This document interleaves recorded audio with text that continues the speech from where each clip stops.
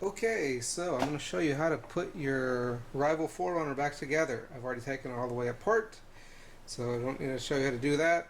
If you need to know how to take it apart, then watch this video in reverse and you'll be able to see. But this is to show you how to put it all back together. We're going to start with the safety here, the safety lock, which would be these parts. These two, and then it has 3 screws. There's 1 screw already in there. And it has these 2 screws, so the smaller one's going to go on the right. And then, of course, we have the safety itself. And as you can see, there's also a screw in here, which is a silver screw. This only screw like this. It's a unique screw. So if you get mixed up with the other screws, you'll be fine. Just have to find the silver one. So, first of all, this just sits down in here. Okay, so this sits down in here like this. This piece goes on top of the other one. Like I said, the smaller screw goes on the right. And that just goes down. Make sure it's not too snug. I don't think it'll actually tighten up, even if you keep screwing it. I don't think these actually tighten up. And then this one goes here. And then obviously this one will screw in right here.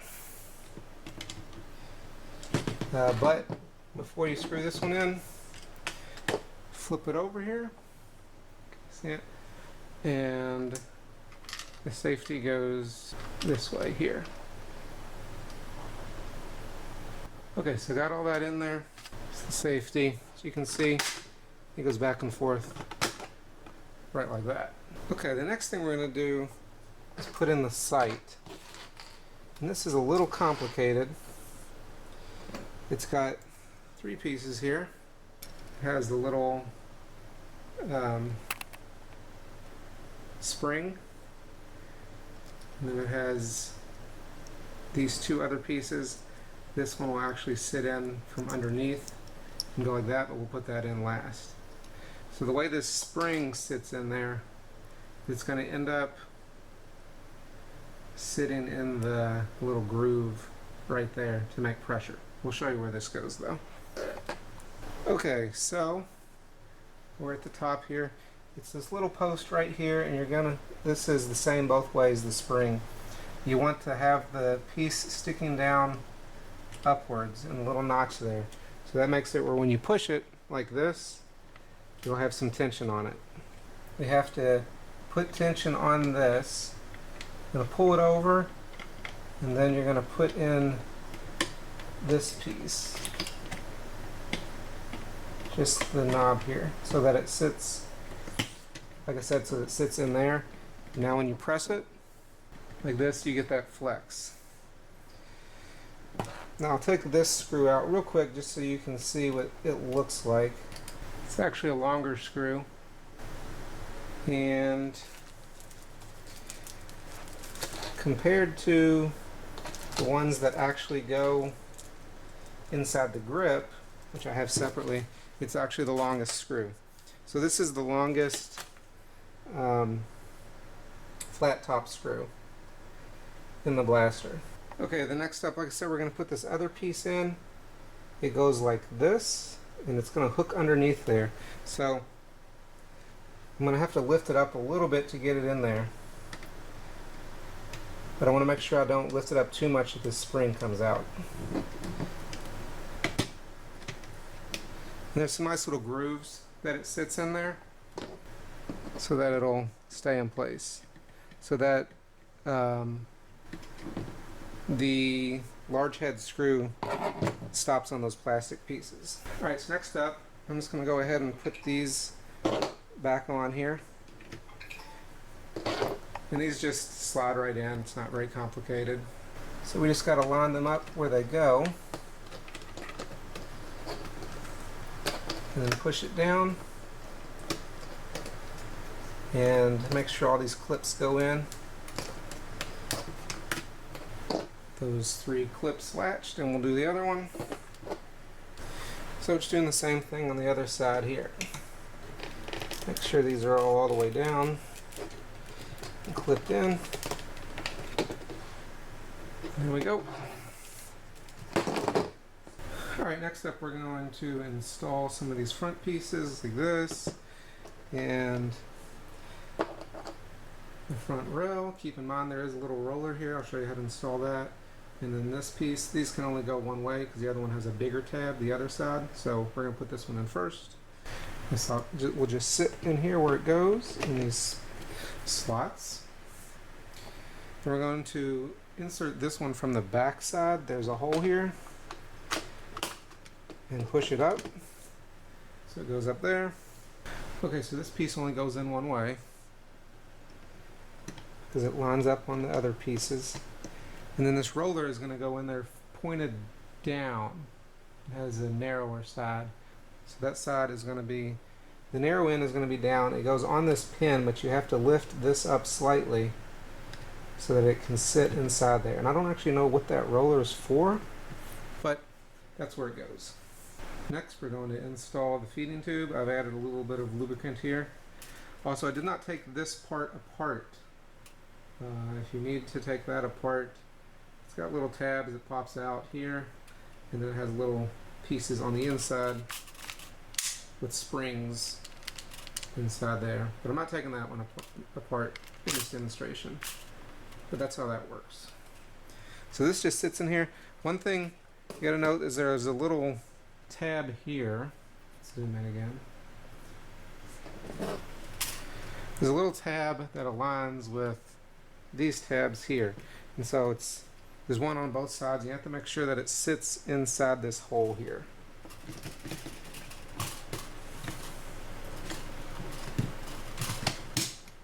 Right like that. Here it's snapping in place there.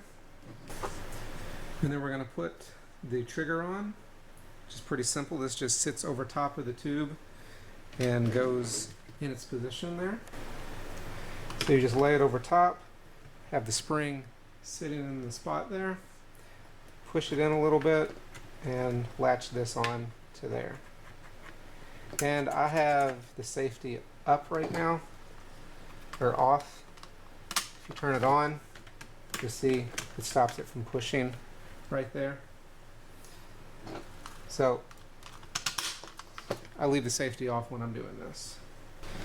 Okay, so the next thing we're going to install is actually this side of the grip. We need it in there for attaching this piece to this section on the plunger rod, or the plunger tube, which is pretty simple. You just put that in on the back side.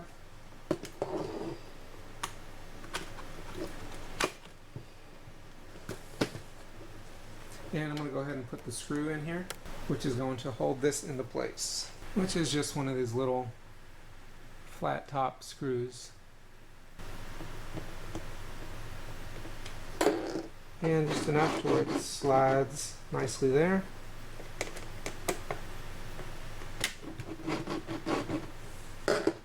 Alright, then like I said, the plunger tube itself has these little hooks here, and these go around the yellow part that we just installed. A couple other notes about the tube. We have this piece right here that just clips on, and this point will be facing towards us when we put it on there. Like I said, this will go down. Before I install that though, we're going to go ahead and put our spring in and compress it, because it's easiest when it's already primed. This is going to go pointed up like this. It only go in one way though, so if you try to do it the other way, it won't work. And then I'll just push back and catch. When you get the spring on here, I've actually upgraded this spring, and we're using, I believe, 13 coils, depending on how you count it. 1, 2, 3, 4, 5, 6, 7, 8, 9, 10, 11, 12 and a half. Also, in order to do the 12 coils of K26, you have to cut this a little bit. These parts are right here. So I trimmed those just a smidge so that the spring will fit over top of it and go all the way down like that. And I found the easiest way to do this is just to set the plunger tube down and press down on it. I put the plunger rod down, press down on it, hold this piece up,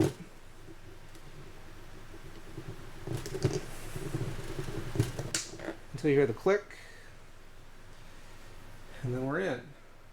Also, I've added, I think, like 2 rolls of Teflon on here as well to help with the seal. Anyway, this is going to go in our tube like this. And we're going to install it on there like I said before. And I'm going to pull this all the way back to do this.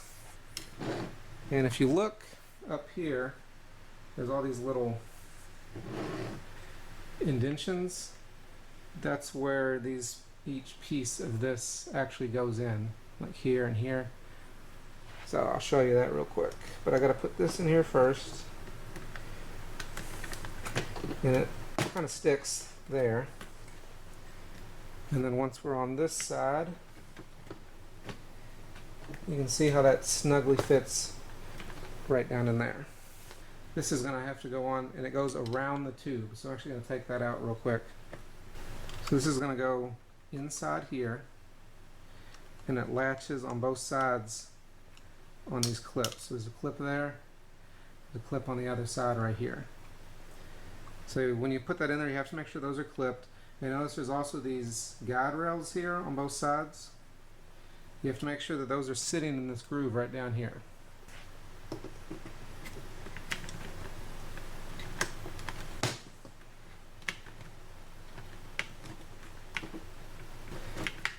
Now what I like to do, once I've got that in there, is move it back and forth some and make sure that this is actually clicking. So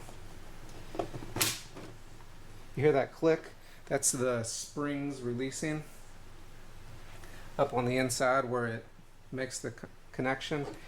And I want to make sure when I go all the way back that I hear those click again. And see, I haven't heard them. See how it clicks like that? Yeah, I want to make sure that that's clicking like that when I come all the way back. If you don't hear that clicking, then that means something is not aligned correctly. With that little click, you're going to have to actually put the other shell on top of it that I was talking about and put it together to make sure that it's aligned. And I'll show you that here in a second.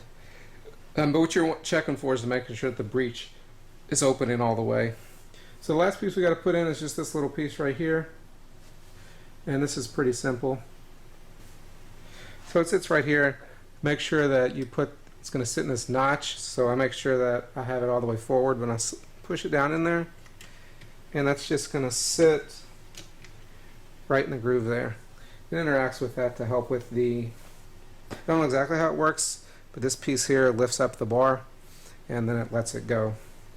Anyway, there's that. And then I took out the ratcheting piece, which is used to help prime it if you have difficulty priming it.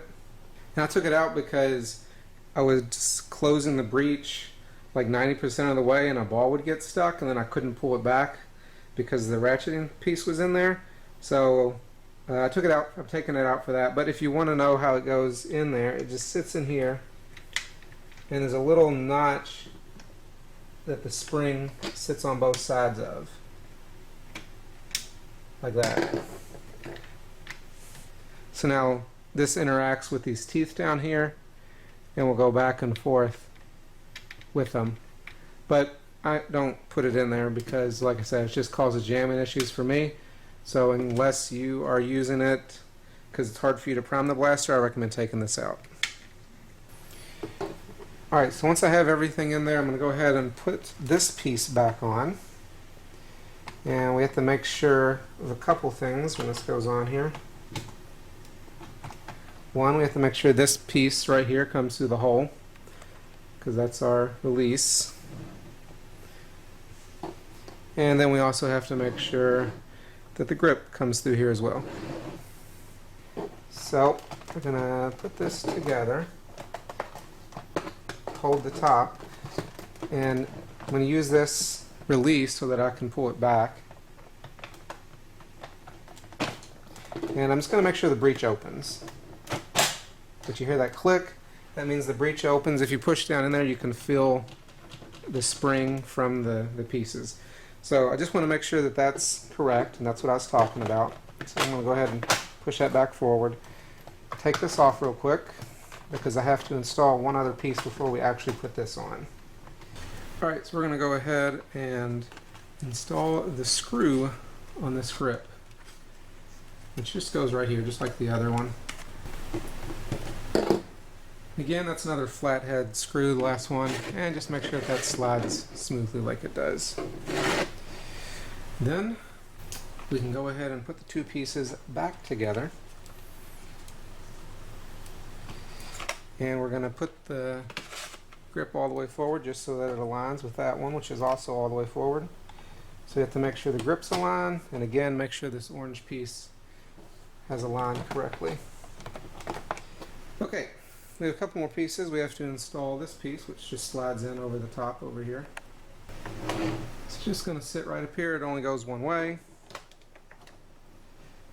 And it just goes right on here. Right in there. So we have this piece here, which has a curve. I don't know if you can tell or not. There's a curve on this side, and that curve interacts, so it's going to go in like this from the opposite side. Interacts with these little notches inside here. I don't know if you can see them or not, but so that'll just go in from that side. You may have to push this down a little bit so it'll come through, and then you'll attach the other piece and put the screw in there. Alright, so it goes in this way. It only goes one way. It has corresponding notches, and then we'll just put the screw in there. And I'd hold the other side while that was going up there, but now let's make sure our sight works. And now we're just going to put the screws back in. All the screws, there's two sizes. Remember that there's one screw that's going to go back behind the grip, right here. But there are 6 small screws, and then all the rest of the screws are the same size. 6 small screws. You're going to have one that goes in the grip here, and have one here, here, the one down here, the one here, and then the one in the back right here. Everything else is the same length screws. So I'm going to go ahead and put those back in. Alright, so we got everything back together. Let's make sure it fires. And I would recommend not firing it until you've got everything together, all the screws back in, because when it releases the spring, it creates tension, which could cause things to misalign up here, and then you have to take it back apart again. But looks good. Safety is working. Let's make sure it's firing the rounds.